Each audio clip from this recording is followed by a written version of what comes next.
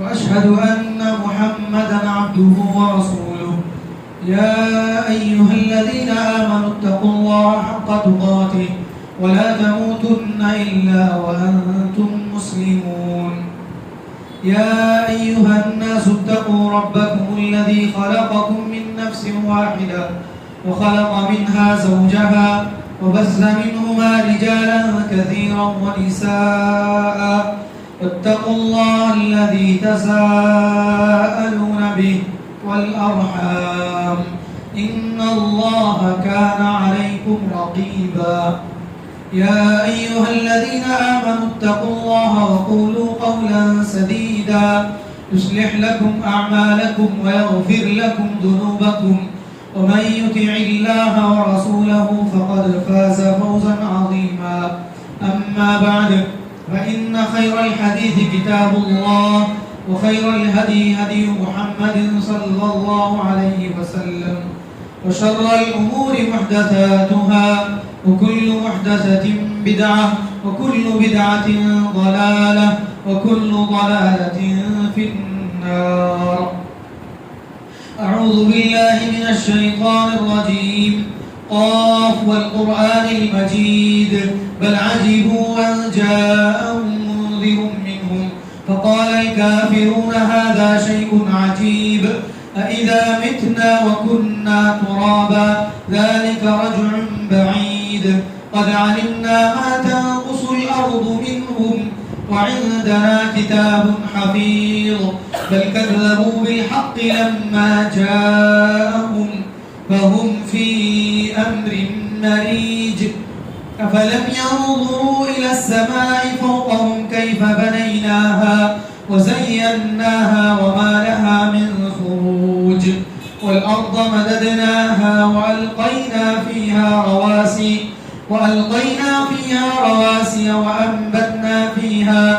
وأنبتنا فيها من كل زوج بهيج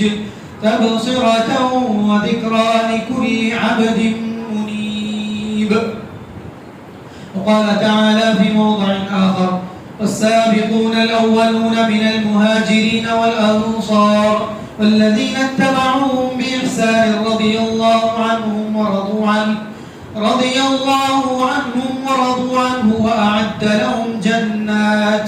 وأعد لهم جنات تجري من تحتها الأنهار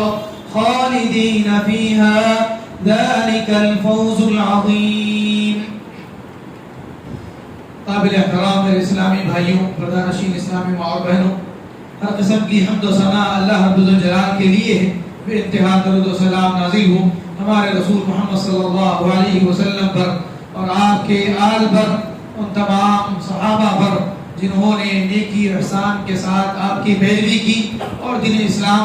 اور اللہ تبارک و تعالیٰ کی کلمے کی بلندی میں نبی علیہ السلام کا بھرپور ساتھ دیا. میرے اسلامی بھائیوں، جو آیت میں نے آپ کے سامنے تلاوت کی ہے وہ 11ویں پارے سورہ توبہ کی آیت ہے، اور یہ آیت حضرات صحابہ کرام رضوان اللہ علیہ مجمعین کی فضیلت کے بارے میں نص صریح ہے، اور اللہ تبارک و تعالیٰ کی جانب سے گواہی ہے اور اللہ تعالیٰ کی جانب سے سرٹیفکیٹ ہے صحابہ کرام کے بارے میں. انہی صحابہ کے سلسلے میں کچھ حقوق کے بارے میں باتیں آپ کے سامنے پیش کرنے کی سعادت حاصل کر رہا ہوں. دعا ہے کہ اللہ تبارک و تعالیٰ کہنے والے کو، سننے والوں کو عمل کی توفیق عطا فرمائے. محرم الحرام کے مہینے میں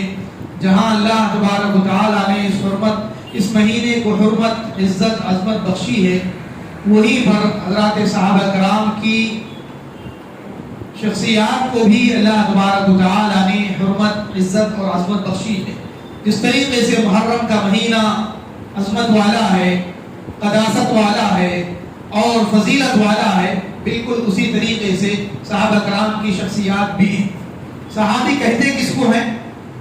صحابی کی جو مشہور تعریف ہے، جو متفق علیہ ہے کہ کل من لقی النبی صلی اللہ علیہ وسلم وهو مؤمن به ومات على ذلك، کہ جو ہے ہر وہ انسان، ہر وہ شخص جو اللہ کے نبی صلی اللہ علیہ وسلم سے ملاقات کیے ہوں، اس حال میں کہ وہ نبی صلی اللہ علیہ وسلم پر ایمان رکھتے ہو، ایمان کی حالت میں جنہوں نے نبی صلی اللہ علیہ وسلم سے ملاقات کی ہے اور اسی پر ان کا انتقال ہوا ہے، وہ سب کے سب صحابہ ہیں۔ اور امام بخاری رحمہ اللہ نے اسی کو دوسرے انداز میں بیان کیا کہ جس نے بھی نبی صلی اللہ علیہ وسلم کی زندگی میں آپ کو دیکھا ہے وہ سب کے سب صحابی ہیں، ایمان کی شرط کے ساتھ، گرچہ کہ وہ کچھ مدت کے لیے مرتد ہو گئے ہوں، ارتداد انہوں نے اختیار کیا ہو، پھر اس کے بعد دوبارہ وہ اسلام قبول کر چکے ہوں، تب بھی وہ صحابی کہلائیں گے۔ یعنی بہرحال نبی صلی اللہ علیہ وسلم کا دیدار ان کا جو آخری ہوا ہے وہ ایمان کی حالت میں ہو تو وہ صحابی ہیں۔ اور اللہ تبارک و تعالیٰ نے جس طریقے سے لوگوں میں سے سارے لوگوں کے دلوں کو چن کر چھان کر اور قبیلوں کو، خاندانوں کو اللہ تعالیٰ بچا کر کے جیسے نبوت اور رسالت کے لیے انتخاب کرتا ہے، بالکل اسی طریقے سے اللہ تبارک و تعالیٰ کا حضرات صحابہ کرام کے بارے میں بھی انتخاب ہے۔ اللہ تعالیٰ نے فرمایا اللہ یصطفی من الملائکۃ رسلا ومن الناس، کہ اللہ تبارک و تعالیٰ فرشتوں میں سے جن کو چاہے ان کو قاصد کے طور پر چنتا ہے، منتخب کرتا ہے، اسی طریقے سے لوگوں میں سے بھی اللہ تبارک و تعالیٰ چنتا ہے، اور اللہ تعالیٰ کا یہ اختیار ہے وَرَبُّكَ يَخْلُقُ مَا يَشَاءُ وَيَخْتَارُ، کہ آپ کا رب جو چاہتا ہے پیدا کرتا ہے اور جو چاہتا ہے اللہ تبارک و تعالیٰ وہ اختیار کرتا ہے۔ اسی لیے اللہ کے نبی صلی اللہ علیہ وسلم کے بعض صفاتی نام جو کہ مشہور ہیں، ان ناموں کو اگر ہم یاد رکھ لیں تو نبی صلی اللہ علیہ وسلم کے ساتھ ساتھ صحابہ کی عظمت بھی دلوں میں رہے گی۔ وہ نام کیا ہیں؟ مصطفیٰ، مرتضیٰ، مجتبیٰ۔ یہ عام طور پر وہ لوگ کہتے ہیں جو لوگ گرچہ نبی صلی اللہ علیہ وسلم کی سنت کی پورے طریقے سے اتباع نہیں کرتے، لیکن یہ نام ان کے پاس مشہور ہے۔ اور یہ تینوں ناموں کا اگر ایک معنی کیا جائے تو وہ انتخاب ہوتا ہے، چننا، انتخاب کرنا اور اللہ تبارک و تعالیٰ کی جانب سے اختیار کرنا، مصطفیٰ، مرتضیٰ اور اسی طریقے سے مجتبیٰ۔ اللہ تبارک و تعالیٰ نے نبی علیہ السلام کا جیسے انتخاب کیا ہے، بالکل اسی طریقے سے اللہ تبارک و تعالیٰ نے صحابہ کرام کا بھی نبی صلی اللہ علیہ وسلم کی صحبت کے لیے انتخاب کیا ہے۔ اس کی دلیل یہ ہے کہ اللہ تبارک و تعالیٰ سورہ حجرات میں فرماتے ہیں کہ اولئک الذین امتحن اللہ قلوبہم للتقوی لہم مغفرۃ واجر عظیم، کہ یہ وہ لوگ ہیں جن کے دلوں کو اللہ نے تقوی کے لیے چن لیا ہے۔ اللہ اکبر۔ یہ وہ لوگ ہیں جن کے دلوں کو اللہ تبارک و تعالیٰ نے تقوی کے امتحان کے لیے چن لیا، یعنی اللہ تعالیٰ نے ان کے دلوں کا امتحان لے لیا اور ان کے دلوں کی پاکی اور صفائی کو دیکھ کر اللہ تبارک و تعالیٰ نے نبی صلی اللہ علیہ وسلم کی صحبت انہیں عطا فرمائی۔ تو محرم کے مہینے میں عموماً انہی کی عظمت اور حرمت پامال کی جاتی ہے، ایک کی محبت میں دوسرے کی دشمنی۔ اور ہم عموماً کہتے ہیں کہ جب بھی کوئی آدمی ایسی چیزوں پر توجہ دے رہا ہے جبکہ اس سے بھی زیادہ فضیلت والی چیزیں دوسری ہیں، اس سے بھی زیادہ عظمت والی چیزیں دوسری ہیں، اس کے مقابلے میں اگر کوئی آدمی ایک چیز پر زیادہ توجہ دے رہا ہے تو پھر دوسرا اینگل، دوسرا رخ، دوسرا زاویہ جاننے کی کوشش کیجئے کہ وہ دوسرے زاویے پر توجہ کیوں نہیں دے رہا ہے، دوسرے زاویے کو نظر انداز کرنے کا سبب اس کے پاس کیا ہے وہ جانیے، تب آپ کو حقیقت کا پتہ چلے گا۔ اس کی مثال کے لیے آپ یعنی کہ جماعتوں کو بھی لے سکتے ہیں کہ جو لوگ حضرت حسین رضی اللہ تعالیٰ عنہ کی فضیلت بیان کرتے ہیں اس کے مقابلے میں وہ چاہتے کیا ہیں، جو لوگ حضرت علی رضی اللہ تعالیٰ عنہ کی صرف فضیلت بیان کرتے ہیں باقی ان کے مقابلے میں جو لوگ ہیں ان سے وہ کیا چاہتے ہیں۔ اسی طریقے سے جماعتوں میں اگر دیکھ لیا جائے جو لوگ عقیدت محبت کہتے ہیں اس کے مقابلے میں سنت، اطاعت، اتباع نہیں کہتے ہیں تو وہ کیوں کہتے ہیں، صرف عقیدت تک وہ کیوں رہ جاتے ہیں۔ جو لوگ کہتے ہیں کہ دعوت، تبلیغ، نماز، اس کے مقابلے میں جو دوسری چیز ہے اس کو وہ نظر انداز کیوں کر رہے ہیں۔ تو ایسے آپ ہر چیز کو جان سکتے ہیں کہ ایک آدمی، چاہے وہ آدمی ہو، کوئی گروہ ہو یا جماعت ہو یا پھر کوئی پبلک فگر ہو، اگر وہ ایک چیز پر توجہ دے رہا ہے تو اسی ایک اینگل میں، اسی ایک زاویے میں وہ کیوں بات کر رہا ہے، دوسرے زاویے کو نظر انداز کیوں کر رہا ہے۔ یعنی جب حسین رضی اللہ عنہ کی فضیلت بیان کی جائے، ان کے والد کی فضیلت بیان کی جائے، تو نانا اور نانا کے جو دوسرے رشتہ دار ہیں ان کی فضیلت کیوں بیان نہیں کی جاتی؟ ان کی جب فضیلت بیان کی جاتی ہے تو دوسروں کی فضیلت کیوں کی جاتی ہے؟ ان کی محبت کی جب بات کی جاتی ہے تو دوسروں سے نفرت کی بات کیوں کی جاتی ہے؟ ان کی جب عظمت بیان کی جاتی ہے اور ان کے شان سربلندی کو بیان کیا جاتا ہے تو اس کے مقابلے میں دوسرے صحابہ کرام کو گرایا کیوں جاتا ہے؟ تو اس سے آپ جان سکتے ہیں کہ انہیں پورے طور پر، کلی طور پر نہ حسین سے محبت ہے، نہ ان کے والد سے محبت ہے، اور نہ ہی ان کے نانا سے پوری محبت ہے، بلکہ انہیں صرف اور صرف اپنا بغض، دشمنی، نفرت اور عداوت نکالنا ہے دوسرے صحابہ کرام کے خلاف، جس کے لیے وہ حسین کا سہارا لے رہے ہیں، جس کے لیے وہ علی کا سہارا لے رہے ہیں، اور اس کے لیے وہ ان کے نانا کا بھی، حضرت حسین کے نانا کا بھی سہارا لے رہے ہیں، حالانکہ ان کو نہ نانا کے دین سے کوئی واسطہ ہے، نہ ان کی سنت سے کوئی واسطہ ہے، نہ ان کے دوسرے رشتہ داروں سے کوئی واسطہ ہے، چاہے وہ ان کے داماد ہوں، وہ ان کی بیٹیاں ہوں، یا ان کے جانثار صحابہ ہوں۔ تو یہی ہوتا ہے محرم کے مہینے میں کہ صرف ایک صحابی کی فضیلت کو لے کر کے، ان کی عظمت، ان کی جان، ان کی شہادت کو لے کر کے باقی سارے صحابہ کرام کی فضیلت کو بھی شہید کر دیا جاتا ہے، باقی سارے صحابہ کرام کے شان کے تقدس کو بھی پامال کر دیا جاتا ہے، اور ایک کی شہادت کا غم مناتے ہوئے دوسرے سارے صحابہ کرام کی شہادتوں کا غم منانا تو دور کی بات، بلکہ ان کی قربانیوں کو نظر انداز کر دیا جاتا ہے، ان کی فضیلتوں کو نظر انداز کر دیا جاتا ہے، اس سے بڑھ کر ان کی فضیلت بتاتے ہوئے ان پر تانے کسے جاتے ہیں، لعن طعن کیا جاتا ہے، پورے خاندان کو گالی دی جاتی ہے، اور پورے خاندان کے اوپر باقاعدہ لعنتوں کے قصیدے پڑھے جاتے ہیں، لعنتوں کے قصیدے پڑھے جاتے ہیں، پورے معاویہ کے خاندان یعنی آل ابو سفیان پر پورے طریقے سے جو ہے کیا کہتے ہیں، لعنت ہو، نعوذ باللہ، اتنے طریقے سے واضح طور پر قصیدے پڑھے جاتے ہیں، کیوں؟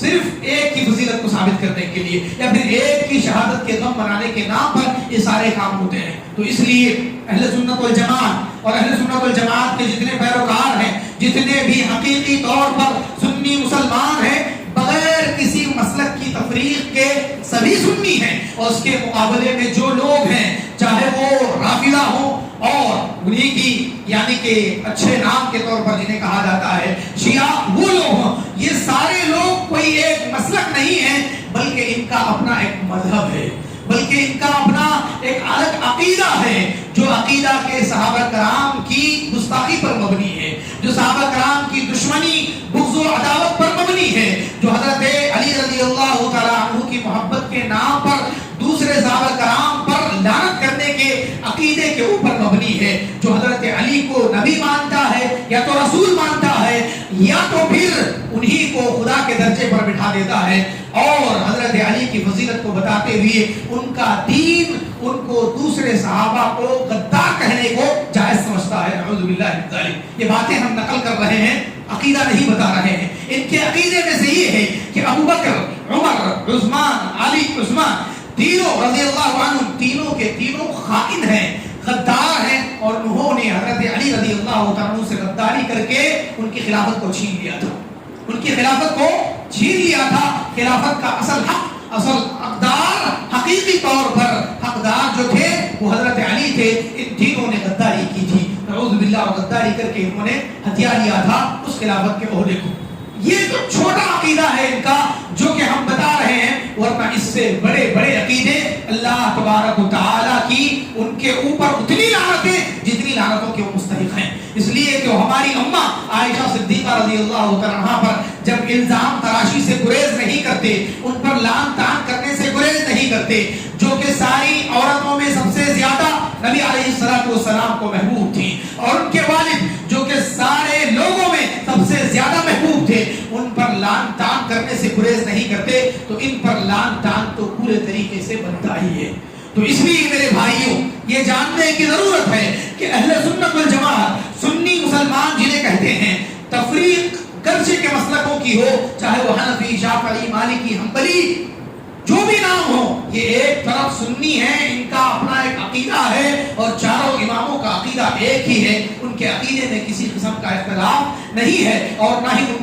کے عقیدے میں کسی قسم کا کوئی شرک ہے، نہ ہی کوئی الحاد ہے، اور نہ ہی کوئی وحدت الوجود کے عقیدے ہیں۔ چاروں اماموں کا عقیدہ ایک ہے، اور ان کے ماننے والوں کے عقیدے بھی، جو ان کے حقیقی شاگرد تھے، جو ان کے زمانے کے قریب تھے، ان کا بھی عقیدہ وہی تھا جو کہ ائمہ کرام رحمہم اللہ کا تھا۔ وہ صحیح تھے، حق تھے،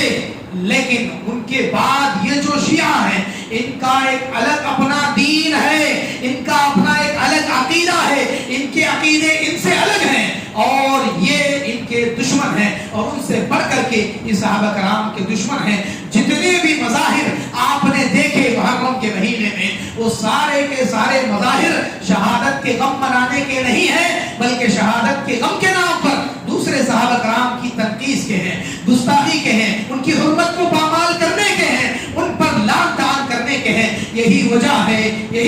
ہے کہ وہ لوگ حضرت عمر رضی اللہ تعالیٰ عنہ کی شہادت کو یاد نہیں کرتے، حضرت عثمان رضی اللہ تعالیٰ عنہ کی شہادت کو یاد نہیں کرتے، خود حضرت علی رضی اللہ تعالیٰ عنہ کی شہادت کو یاد نہیں کرتے۔ حضرت علی رمضان میں شہید ہوئے تھے، عثمان قرآن کی تلاوت کرتے ہوئے شہید کیے گئے تھے، حضرت عمر رضی اللہ تعالیٰ عنہ فجر کی نماز پڑھاتے ہوئے ان کو شہید کیا گیا تھا۔ اتنی عظیم شہادتیں، اور یہ حضرت حسین سے کہیں زیادہ فضیلت والے لوگ ہیں، ان سے زیادہ عظیم مقام والے، مرتبت والے لوگ ہیں، نبی کے پاس سب سے زیادہ محبوب لوگ ہیں۔ ان کی شہادتوں کو بیان نہیں کیا جاتا، ان کی شہادت کا ذکر بھی نہیں کیا جاتا، بس ذکر کیا جاتا ہے تو ایک کا، اور اس ایک کے بدلے میں سبھی پر لعن طعن کرنا چاہتے ہیں۔ تو اس لیے یاد رکھیے کہ کبھی اگر کوئی آدمی صرف حسین اور علی کہتا ہے اور باقی ان کے دوسرے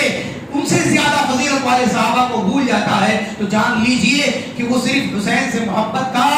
دکھاوا کرنا چاہتا ہے، علی سے محبت کا دکھاوا کرنا چاہتا ہے رضی اللہ عنہما، باقی دوسرے صحابہ پر لعن طعن کرنا چاہتا ہے۔ اسی لیے آپ دیکھیں گے کہ 4 خلفائے راشدین جو کہ افضل الامہ ہیں، لوگوں میں سب سے افضل 4 خلفاء ہیں، ان کے بعد خلیفہ بننے والے حضرت معاویہ رضی اللہ تعالیٰ عنہ ہیں، لیکن 5ویں خلیفے کے طور پر ان کو معلوم ہی نہیں، لوگوں کو لوگ جانتے ہی نہیں کہ 4 خلفائے راشدین کے بعد جن کا دور آیا وہ معاویہ رضی اللہ عنہ کا دور آیا۔ لیکن افسوس کے ساتھ کہنا پڑتا ہے کہ لوگ ان کے بیٹے کو بہانہ بنا کر کے معاویہ رضی اللہ عنہ پر لعن طعن کرتے ہیں، معاویہ رضی اللہ عنہ پر اعتراض کرتے ہیں، تنقید کرتے ہیں، اور پھر معاویہ رضی اللہ عنہ پر جو آدمی اعتراض کر لے، تنقید کر لے، وہ آدمی دوسرے صحابہ کرام پر بھی اعتراض کرنے کی جرأت کرتا ہے، جسارت کرتا ہے۔ تو اس لیے کبھی بھی صحابہ کے سلسلے میں اپنی زبانوں کو بند رکھیں، یاد رکھیں کہ اللہ تبارک و تعالیٰ نے حضرات صحابہ کرام کے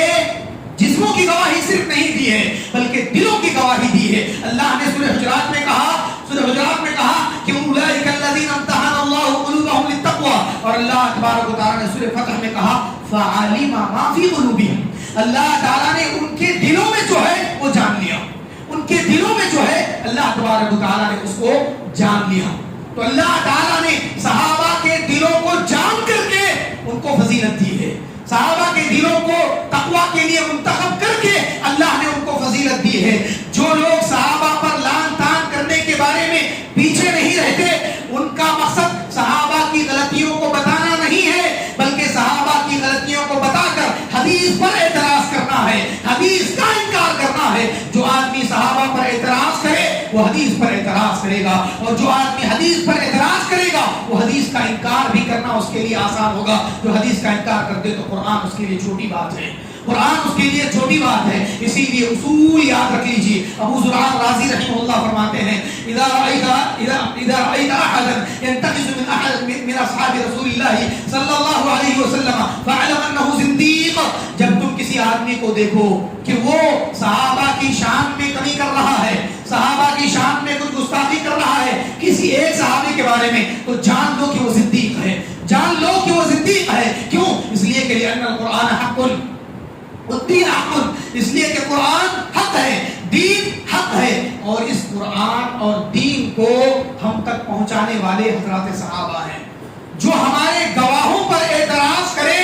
تو گویا کہ وہ قرآن کو اور دین کو مجروح کرنا چاہتا ہے، اس کو وہ جو ہے اس پر وہ انگلی اٹھانا چاہتا ہے۔ تو اس لیے جتنے لوگ یہ کہتے ہیں اچھے جملوں میں، وہ یاد اچھے جملوں کے طور پر کہتے ہیں کہ صحابہ انسان تھے، صحابہ انسان تھے، غلطی ہو سکتی ہے، ان سے غلطیاں ہوئی، ہم سے غلطیاں ہوئی، وہ بھی برابر، ہم بھی بھی برابر ان پر اعتراض کر سکتے ہیں، دوسروں پر بھی اعتراض کر سکتے ہیں. جملہ کہنے میں اچھا ہے لیکن کلمۃ حق ارید بہ الباطل ہے کہ یہ حق کا کلمہ ہے، حق کی بات کہہ کر کے باطل کے لیے دلیل لینا چاہتے ہیں لوگ. اس کے ذریعے سے وہ بتانا یہ نہیں چاہتے ہیں کہ وہ انسان تھے، بلکہ بتانا یہ چاہتے ہیں کہ ان کے اوپر اعتراض کیا جا سکتا ہے، ان کی حدیثوں پر اعتراض کیا جا سکتا ہے، ان کی حقانیت پر، عدالت پر، ثقافت پر اعتراض کیا جا سکتا ہے. اس کے لیے لوگ ایسی باتیں کہتے ہیں. حالانکہ اللہ تبارک و تعالیٰ نے ان کی جو غلطیاں تھیں ان غلطیوں کو اللہ تعالیٰ نے بہانے سے کسی ایک چھوٹی چھوٹی چیز کے ذریعے سے اللہ تعالیٰ نے ان کو معاف کر دیا.